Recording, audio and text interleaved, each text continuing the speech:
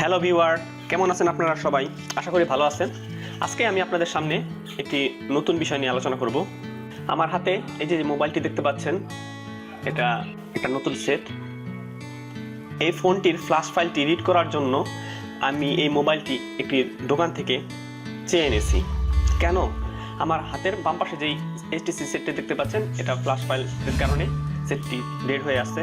আমি একটি ব্লগ থেকে ফাইলটি নামিয়েছিলাম, 100 টাকা বিকাশ করেও দিয়েছি, কিন্তু তারপরেও সেটটি অন হয়নি।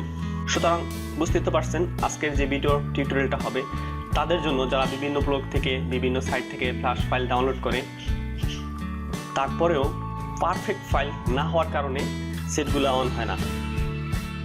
আমার এই মোবাইলটির সফটওয়্যার ভার্সন কত সেটা আমি আপনাদের দেখিয়ে দিচ্ছি।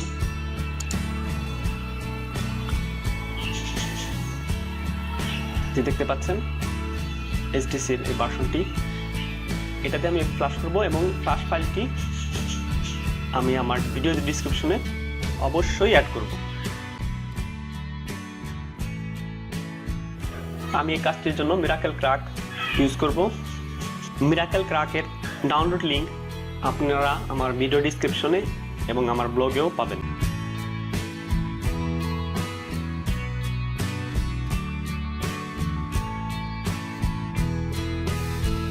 আপনারা দেখতে পাচ্ছেন মিরাকেল বক্সটি ওপেন হয়েছে।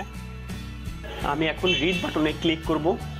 সিলেক্ট বুট সিলেক্ট করে 6 বুট সিলেক্ট করব এবং স্ক্যাটার ফাইলে টিক চিহ্ন বসিয়ে দেব। এখন স্টার্ট বাটন প্রেস করব।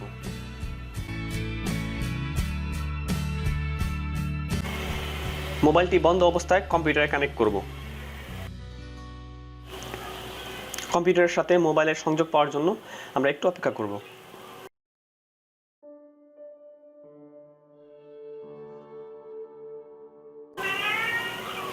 হ্যাঁ, আপনারা দেখতে পাচ্ছেন এই যে লোডিং হচ্ছে।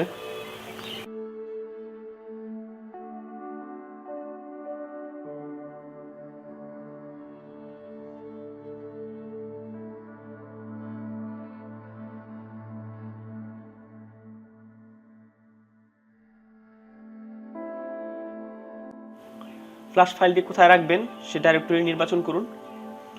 আমি আমার কাজের সুবিধার্থে আমি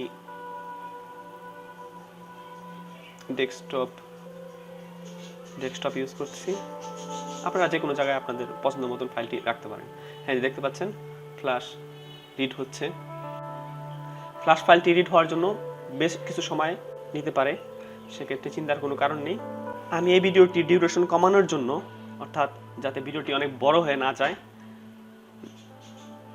সেজন্য এই ভিডিওটাকে ফাস্ট ফরওয়ার্ড করে দিয়েছি।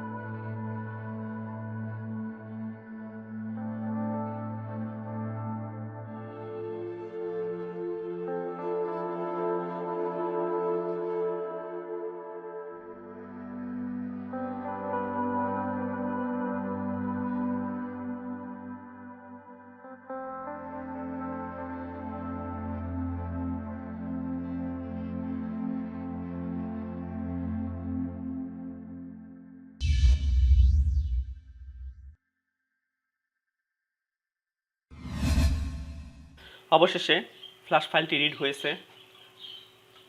কিভাবে স্ক্যাটার ফাইল ফ্ল্যাশ করতে হয় সেটা আমার অন্য ভিডিওগুলোতে দেখে নেবেন। ফ্ল্যাশ করার পর যে সমস্যাগুলো প্রায় দেখা দেয় সেটা হচ্ছে ইনভ্যালিড আইএমইআই অথবা সেম আইএমইআই, দুটো মোবাইলের একই রকম আইএমইআই নাম্বার হয়ে যাবে, অথবা ইনভ্যালিড আইএমইআই নাম্বারের পাশে প্রশ্নবোধক চিহ্ন থাকবে অথবা ইনভ্যালিড লেখা থাকবে। আমার এই মোবাইলটির কি অবস্থা একটু দেখে নিই। *#06# দেখতে পাচ্ছেন আইএমইআই নাম্বারটি। এখন দেখবো আমার যে ফাইলটি থেকে রিড করলাম ওইটার আইএমইআই নাম্বারটা কি আছে। *#06#